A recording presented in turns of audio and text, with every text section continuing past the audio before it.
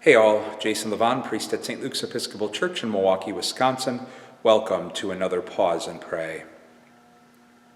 It works if you work it.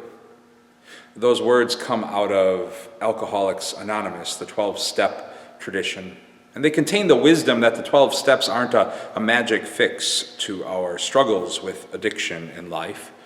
Rather, they contain the wisdom that there's a lifelong process of working the steps, of working the program, of really working honesty in our lives. Because if you're familiar with the 12 steps, the first step is the step of radical honesty with ourselves, that I have a problem that's made my life unmanageable, and on my own I can't adequately address it.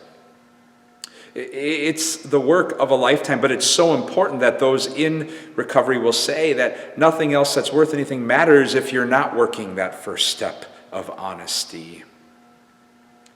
If you've been praying the daily office in the Episcopal Church, we've been sifting through the book of Leviticus, which at first glance is a book with a lot of rules, what we should do and shouldn't do. We're in chapter 19 today, and there's this kind of pointed push by God to call us to work honesty in our lives, to be radically honest with others, with ourselves, and with God.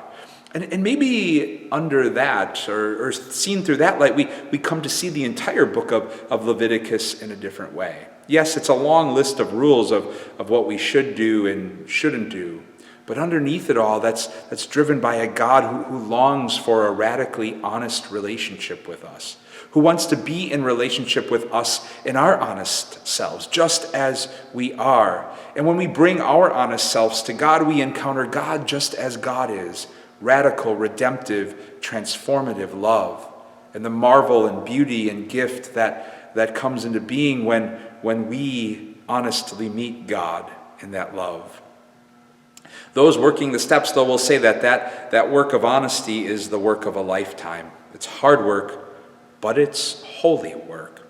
And today we're invited to pause and pray then maybe on how we've come to experience that gift of holy honesty kind of being nurtured in our lives.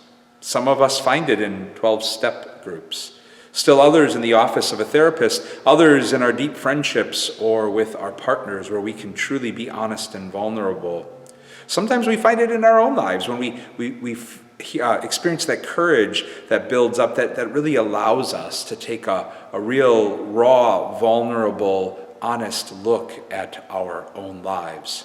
And yes, all of that is hard work, and all of that is work of a lifetime.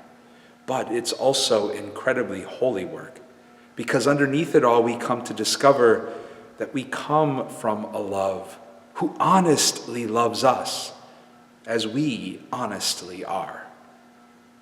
Easter peace and blessings to you all.